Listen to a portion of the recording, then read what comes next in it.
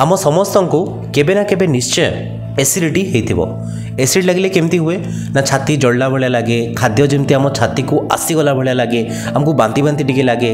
बहुत लोकों को डिस्फेजिया देखा जाए। डिस्फेजियार अर्थ होची जितेबाला गिळिबारे आमको टिके असुविधा लगी था, सेमती प्रकार सिम्पटम देखा जाए।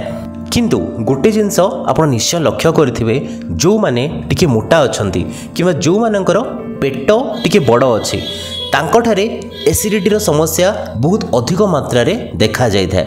यार कौन कारण हो पारे ना देखूँ, जो मानकर एक्चुअली पेट टिके बड़ अच्छी तांकर जो इंट्रा एब्डोमिनल जो प्रेशर अच्छी ताहा टिके अधिका मात्रा रे थाए। एवं जितेबाला आम पेट भीतर जो प्रेशर टी बढ़ी जाए सेतेबेले कौन होता है, आमर जो खाद्य नली अच्छी एवं पाकस्थली भितर जो कबाटी अच्छी जहाँ आमर पाकस्थली रे थिबा खाद्य को ऊपर को जीवापाई अटकई थाए, ताहार जो प्रेशर अच्छी ताहा टिके कमी जाई थाए।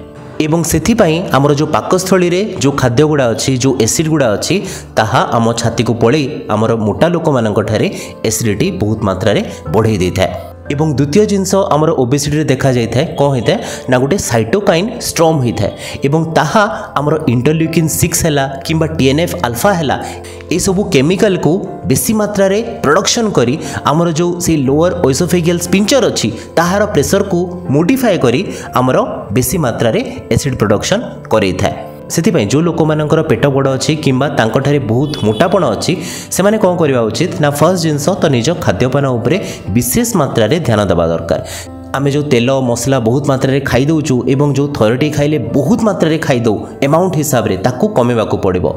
एवं द्वितीय जिनस आमे रेगुलर एक्सरसाइज करिकी एवं डाइट रे चेंजेस करिकी आमर जो ओबेसिटी अच्छी, आमर जो मोटापण अच्छी ताकू मध्य कमेवा दरकार। जदि ए दुईटा जिनस आमे करूचु तो आमे एसिड समस्या रु मध्य मुक्ति पाई परिबा। एवं जदि यही जिनसरू आमको संपूर्ण रूप से मुक्ति न मिलूची तेबे आमे प्रोटॉन पंप इनहिबिटर गुड़ा जो मेडिकेशन पेंटोप्राजल ओमिप्राजल ये सब मेडिकेशन डॉक्टर को परामर्श क्रमे खाई कि आमर एसिड कमे पारिबा। धन्यवाद।